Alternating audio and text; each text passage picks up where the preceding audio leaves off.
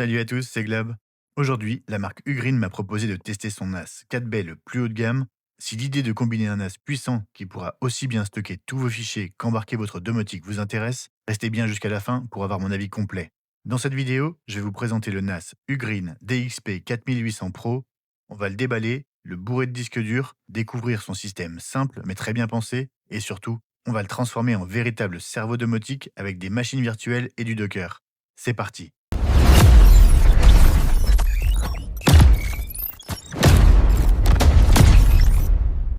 Au déballage, on a une machine tout en alu au design hyper premium. Sous le capot de ce modèle Pro, Ugreen n'a pas fait semblant. On retrouve un processeur Intel Core i3 1315U de 13e génération et 8 Go de RAM en DDR5. C'est exactement ce qu'il nous faut pour faire tourner notre Home Assistant et quelques conteneurs de cœur sans le moindre ralentissement. À l'avant, vous retrouverez le bouton d'alimentation à côté des 5 diodes de fonctionnement, un lecteur de carte SD, un port USB Type C et un port USB 3.2 viendront compléter le tout. À l'arrière, niveau connectique, c'est du lourd. Un port HDMI, 3 ports USB, dont un USB 3.2. On a une double interface réseau avec un port 10 gigabits et un port 2 Go 5. Pour les transferts massifs ou pour séparer le trafic de la domotique, c'est parfait. Les switches 2 Go 5 se démocratisant de plus en plus, et même si encore peu de gens sont équipés en switch 10 Go chez eux, c'est toujours bon à prendre pour le jour où l'on souhaitera optimiser son réseau. Petit détail que je trouve vraiment agréable, c'est la grille aimantée anti-poussière. Même si elle se trouve cachée à l'arrière, le constructeur a tout de même fait un effort esthétique pour qu'elle s'intègre parfaitement. Niveau accessoires, là aussi, Ugreen a plutôt bien pensé les choses. On dispose de deux dissipateurs thermiques pour les SSD NVMe, mais j'y reviendrai plus tard, d'un petit tournevis et de vis de fixation pour les disques 2 pouces et demi, de deux câbles RJ45 en catégorie 7, le minimum pour pouvoir bénéficier correctement du port 10 Go, d'une alimentation de 150,1 watts pour être précis, mais je reviendrai sur la consommation en fin de vidéo, et de deux clés pour bloquer les disques durs. L'installation des disques est un jeu d'enfant. Le DXP 4008 Pro possède 4 baies. Pour les disques classiques de 3 pouces et demi, c'est du 100% sans outils. Vous n'aurez qu'à retourner le panier et appuyer sur le bouton presse. Celui-ci s'agrandira pour laisser l'espace d'insérer son disque dur. Il suffira alors de refermer le panier pour le verrouiller. Pour les disques en 2 pouces et demi, rien de complexe. Les 4 trous se trouvent sur la gauche, mais le petit ergot pour fixer les disques 3 pouces et demi gênera pour l'insertion. Avec la clé mise à disposition, dévissez d'un quart de tour pour l'enlever, puis placez-le en haut pour éviter de le perdre. Vous n'aurez plus qu'à placer votre disque et utiliser les vis fournies dans la boîte pour le fixer correctement.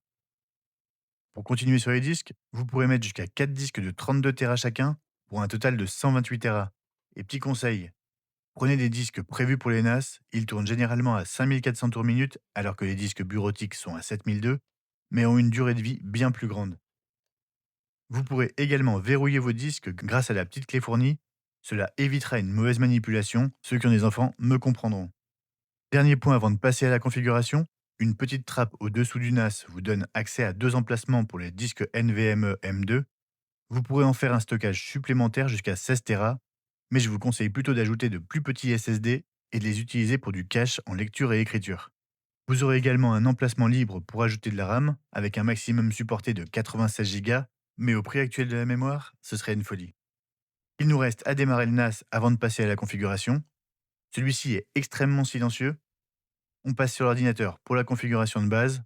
Le système d'exploitation maison s'appelle UGOS. Et premier constat, après plusieurs jours d'utilisation, il est extrêmement rapide comparé à mon vieux NAS. Petit rappel ici, les majuscules dans votre nom d'utilisateur seront prises en compte lorsque vous essayerez de vous connecter depuis un autre endroit. Une fois la configuration terminée et avant de commencer à jouer, un petit tour obligatoire par le panneau de configuration pour configurer notre stockage. Le système vous guidera en vous donnant les détails de chaque solution suivant le nombre de disques sélectionnés. Mais avec 4 baies, le meilleur choix reste incontestablement le RAID 5 car c'est le compromis parfait. Contrairement au RAID 1 qui sacrifie la moitié de votre espace ou au RAID 0 qui n'offre aucune sécurité, le RAID 5 utilise l'équivalent d'un seul disque pour créer une parité.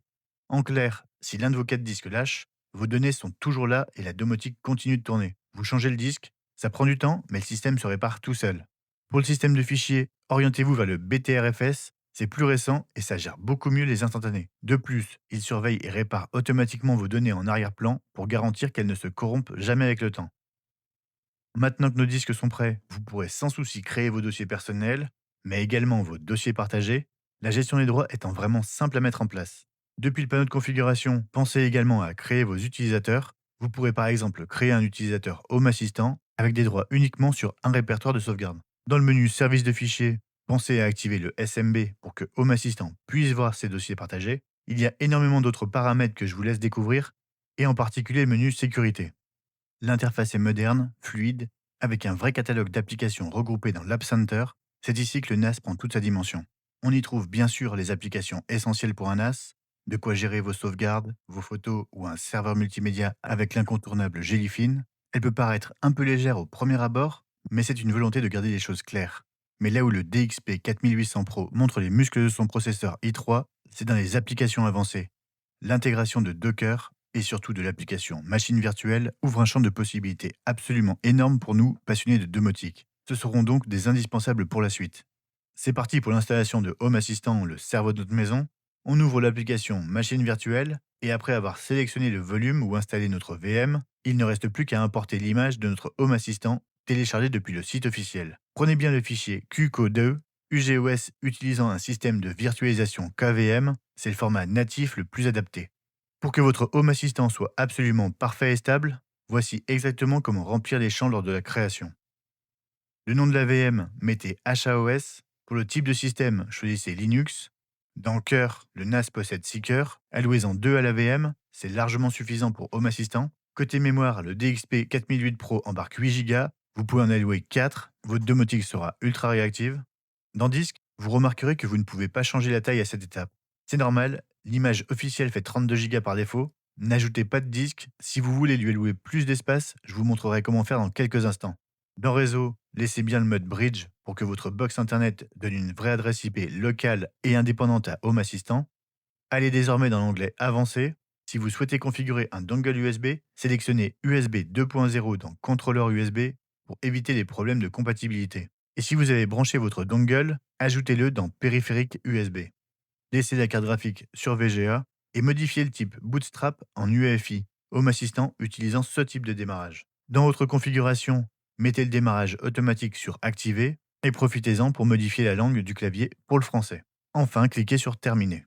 Une fois la machine initialisée, vous pourrez cliquer sur les 3 points, puis retourner dans les paramètres. Il sera désormais possible d'agrandir la taille du disque. Et le meilleur dans tout ça, si vous devez faire une grosse manipulation et que vous avez peur de tout casser, l'outil de virtualisation de UGOS permet de faire des instantanés. Vu que Home Assistant tourne en UEFI pour une stabilité maximale, il vous suffit d'éteindre la machine virtuelle quelques secondes, de prendre votre instantané et de le relancer. Et si le système ne marche plus, en un clic, vous restaurez la machine exactement comme elle était avant. Pensez tout de même à la renommer pour la retrouver facilement. Votre machine virtuelle est désormais prête. Il suffira de cliquer sur l'image pour la démarrer. Vous aurez l'aperçu du système Linux en recliquant dessus. Je ne vous montrerai pas la configuration, je l'ai déjà abordé dans plusieurs de mes vidéos. Mais maintenant que notre domotique tourne parfaitement, je voulais faire un petit détour par une fonctionnalité clé pour transformer cette machine en véritable serveur intelligent grâce à Ugreen AI. Au lancement, celui-ci vous demandera de choisir sur quel volume installer le module.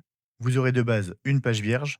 Ce sont les autres applications qui viendront y piocher des fonctionnalités d'intelligence artificielle.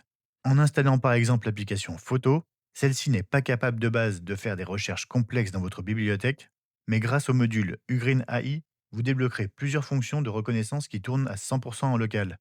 En les cochant, vous activerez la possibilité de rechercher des objets sur vos photos, de les regrouper par visage, de traquer les doublons, etc. Tout cela en évitant bien sûr l'envoi de vos données personnelles sur des serveurs étrangers. C'est exactement ce qu'on attend d'un NAS, la puissance de l'IA, mais en gardant la gestion locale de nos données privées. Et comme promis en début de vidéo, je vous parle de la consommation électrique. Le NAS en veille ne consommera que 26 watts et montera à 42 en utilisation, ce qui est vraiment raisonnable pour ce type d'équipement avec 4 baies. Pour conclure, franchement, passer d'un vieux NAS 2 baies à une vraie machine comme le Ugreen DXP 4800 Pro, ça change la vie. Le processeur s'ennuie presque, les débits réseau sont impressionnants et l'interface UGOS rend la virtualisation ultra accessible. Le seul petit reproche que je peux faire est que bien qu'il puisse monter jusqu'à 96 Go de RAM, il n'est que 8 Go de base. Je vous mets le lien du NAS dans la description si vous voulez aller voir ça de plus près. N'hésitez pas à me dire dans les commentaires si vous voulez un autre tuto dédié sur l'utilisation de ce NAS. Laissez un pouce bleu si la vidéo vous a été utile. Abonnez-vous pour ne rien rater de mes prochaines vidéos domotiques. Et en attendant, je vous dis à très vite.